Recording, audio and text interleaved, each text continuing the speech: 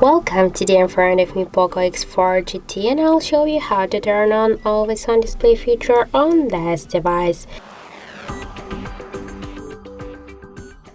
Just unfortunately we have not installed by default the always on display feature here.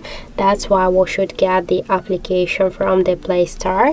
And now let's open the Play Store here, and in the search bar let's enter Muviz Edge application, and now we should get this app. That's why I tap here to install and wait a couple of seconds while this application downloading and then installing on your device.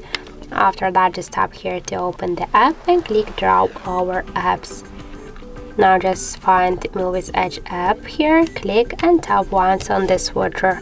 After that, just go back here to the application, switch Edge Lights to AOD and select one from this terms. For example, let's use this one. Click here to apply and let's go just to our device lock screen, and now we can see that we just successfully activate the always on display feature on our Poco device.